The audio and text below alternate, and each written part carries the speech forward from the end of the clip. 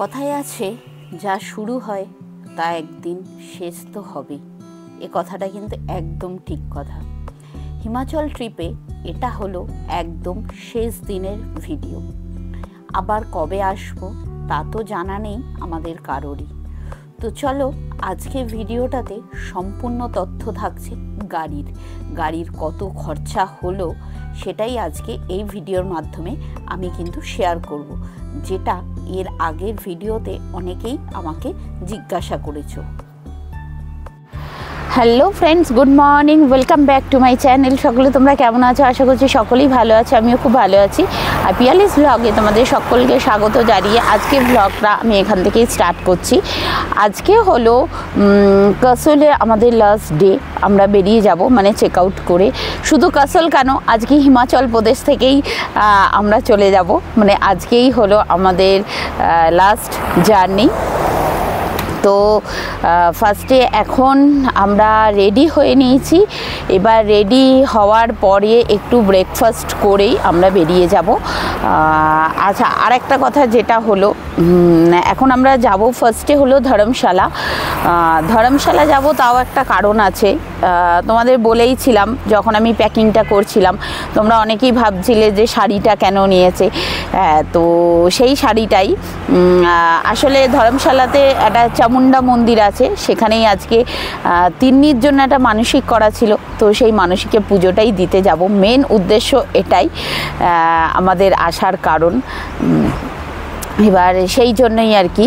তো ফার্স্টে হলো পুজোটা দেব, তারপর আরেকটা জিনিস সেটা হলো আমাদের যে ড্রাইভারজি মানে রমেশ ভাইয়া, সেই রমেশজি কি বলছে যে আজকে যাওয়ার সময় তার বাড়িতে একটু ভিজিট করতে। হ্যাঁ, মানে খুব নাছোড়বান্দা, খুব ভালো লেগেছে আমাদেরকে। হ্যাঁ, সে কোনো মতেই ছাড়বে না। কালকে তো রাত্রিবেলায় মানে আগের দিন রাত্রিবেলায় মানে কাদো কাদো অবস্থা, হ্যাঁ, সে আমাদেরকে নিয়েই যাবে। তো আমরাও ঠিক করলাম যে ঠিক আছে, আমাদের ট্রেন হলো পাঠানকোট থেকে আমাদের হলো কলকাতা স্টেশন। তো ভাবলাম যে ঠিক আছে, সেই যখন একই পথেই যাচ্ছি, মানে ওর বাড়ি ওখানেই, তো তাই ঠিক করলাম সেই যখন ওখানেই একই পথেই যাচ্ছি, তো ফার্স্টে পুজোটা দেব, দেন ওর বাড়িতে যাব। তো সেই জন্যই আর কি। তো যাই হোক, এইরকমভাবেই আজকে ডেটা শুরু হবে। রাত্রি 9:55 আমাদের ট্রেন আছে পাঠানকোট থেকে। তো চলো আজকে ভিডিওটা দেখতে থাকো।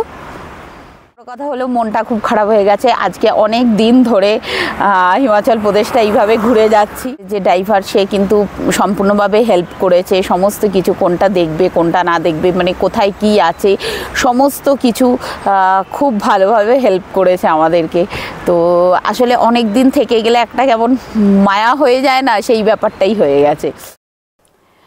আগের দিন রাত্রিবেলায় কাসল থেকে মানে কাসলের মার্কেট থেকে এই দুটো ব্যাগ নেওয়া হয়েছিল। যেহেতু রমেশ ভাইয়ের দিদির বাড়িতে আমরা যাচ্ছি, আর ওই দিদির বাড়িতে দিদির দুটো মেয়েও আছে, তো তাদের জন্যে এই ব্যাগ দুটো নিয়েছি।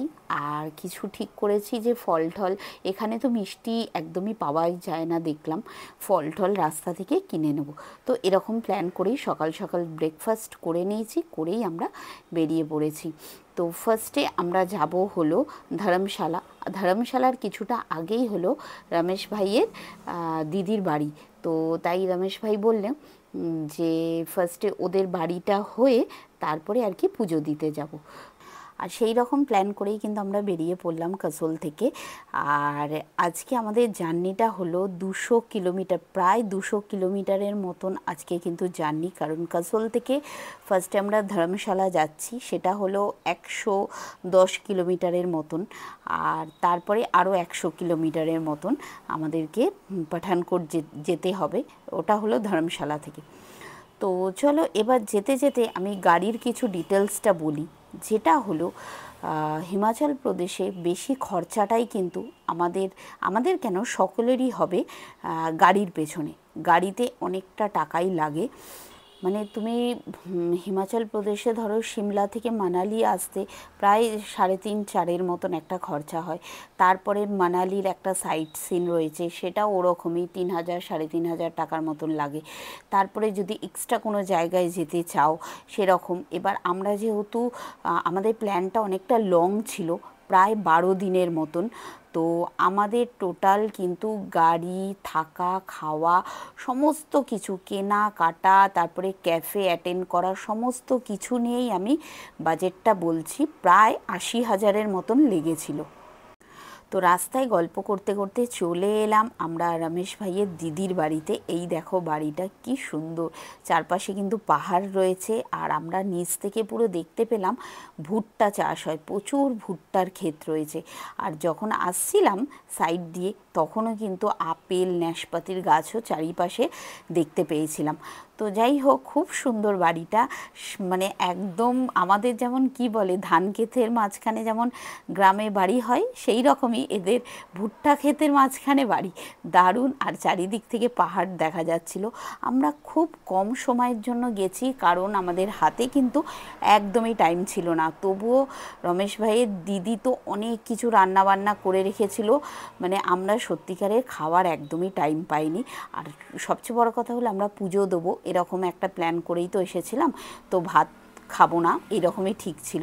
তো সেই জন্য কিছু খাইনি, জাস্ট একটু কোল্ড ড্রিঙ্কস দিয়েছিল, তারপরে ওই স্ন্যাক্স দিয়েছিল, ওই সমস্ত একটু টুকিটাকি খাওয়া দাওয়া করে। এই দেখো পাহাড়, পুরো চারিদিকটা কিন্তু পাহাড়ের মাঝখানে ওদের ঘরবাড়িগুলো, খুব সুন্দর। আর এই যে ক্ষেতটা, এটা কিন্তু পুরো ভুট্টার ক্ষেত। আর এই যে দেখো সব ওয়েস্ট জিনিসগুলো দিয়ে ওর দিদি কিন্তু এই যে গাছ রাখে, এই সমস্ত বোতলের মুখগুলো দিয়ে বিভিন্ন রকম ডেকোরেশন করেছে। তো যাই হোক, এই সমস্ত কথা টথা বলে চলে এলাম, বেশি টাইম ওখানেও কাটাইনি আমরা। তো চলো যাই হোক, গাড়িটার কথা বলি। আমাদের সমস্ত কিছু খরচা টোটাল লেগেছে কিন্তু 80,000। মানে আমরা সিমলা থেকে, মানে গাড়ি থেকেই আমি বলছি, ধরো ট্রেনের টিকিট, টয় ট্রেনের টিকিট, তারপরে সমস্ত কিছু হোটেল খরচা, খাওয়া দাওয়া, সমস্ত কিছু, ইভেন কেনাকাটা, ঠিক আছে, সমস্ত কিছু নিয়ে টোটাল লেগেছিল 80,000 টাকা লেগেছে। আর এর সাথে গাড়িও রয়েছে, ঠিক আছে। তো আমরা এবার ফাইনালি চলে এলাম কিন্তু চামুন্ডা মন্দিরে। এই যে দেখো মন্দিরে এখন ডালা নেব, নিয়ে যেহেতু আমি আগেই বলেছিলাম তিন্নির একটা মানসিক আছে, মানসিকটা দেওয়ার জন্যই কিন্তু মেন হলো হিমাচল প্রদেশে আসা। আর যখন ভাবছিলাম এত ট্রাফিক জ্যাম হচ্ছে না রাস্তাঘাটে, মানে তখন ভাবছিলাম পুজোটা কিভাবে দেবো, এ তো মহা চাপের হয়ে গেছে। মানে সত্যিকারে বলছি, এত হাতে টাইম নিয়ে বেরোনোর পরেও এত ট্রাফিক জ্যাম, ভাবছিলাম আজকে মনে হয় ট্রেনটা ধরতেই পারবো না, হ্যাঁ মনে হয় আমাদের অন্য কোথাও থেকে যেতে হবে হোটেল ভাড়া করে, এই সমস্ত প্ল্যান করছিলাম আগে থেকেই। আর তোমরা যদি চাও প্রাইভেট কার না করে লোকাল বাসে যাতায়াত করবে, তাহলে খরচাটা কিন্তু অনেকটাই কম পড়বে। আর আমাদের কিন্তু হিমাচলের ট্রিপটা টোটাল ছিল 14 দিনের।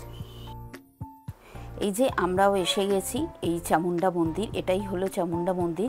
এটা নতুন করেছে, এর আগে যখন আমরা এসছিলাম তখন তিন্নি তো হয়নি, তখন একটা অন্যরকম ছিল, মানে এত সাজানো গোছানো হয়েছিল না তখন এমনি নর্মাল একটা মন্দির ছিল। তো এখন দেখছি বেশ সাজানো গোছানো হয়ে গেছে। প্রথমে তো দেখে বুঝতেই পারিনি, চিনতেই পারিনি, ভাবলাম হয়তো হারিয়ে ফেলেছি আমরা। তো যাই হোক, এবার আমরা পুজোটা দেব এখানেই। আর কি বলো তো, হাতে খুব কম সময়, তো কম সময়ের মধ্যে যতটুকু কাজ করা যায়। ওই যে বললাম রমেশ ভাইয়ের দিদির বাড়িতেও এক ফোঁটা বুঝতে পারিনি, জাস্ট ঢুকেছি, দেখেছি, মানে অতবার করে বলেছিল তো যে যাওয়ার জন্য, সের জন্য একটা খারাপ লাগবে, সেই জন্য তোমাদের দাদাভাইও বলছে যে একটুখানি ঘুরে আসি চলো, জাস্ট একটুখানি, ওই জন্যই যাওয়া। কারণ অতটা রাস্তা, তারপরে রাত্রিবেলায় ট্রেন আছে।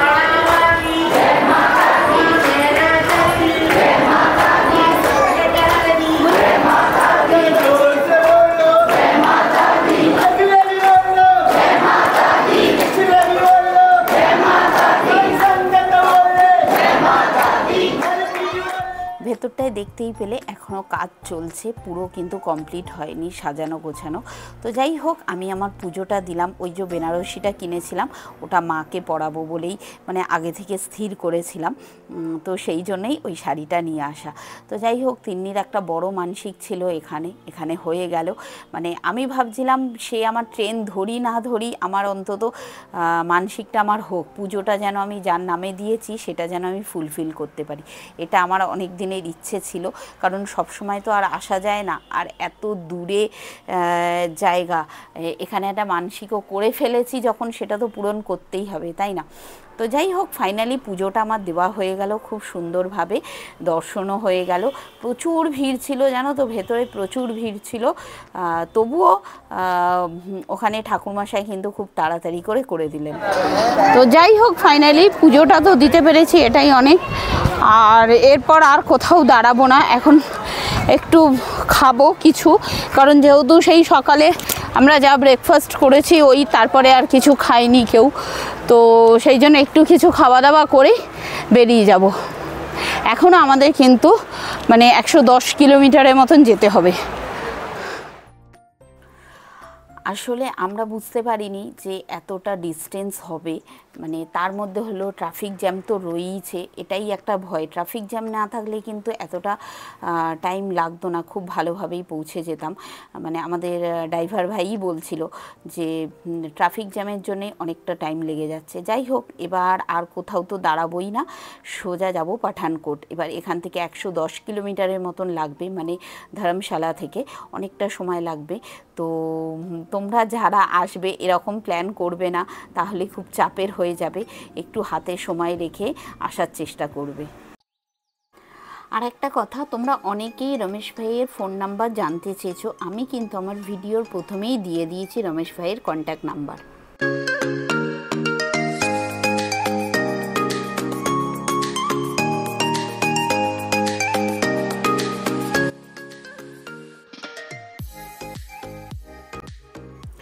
তো সমস্ত পাহাড়কে পেছনে ফেলে রেখে আমরা ফাইনালি চলে এসেছি পাঠানকোট।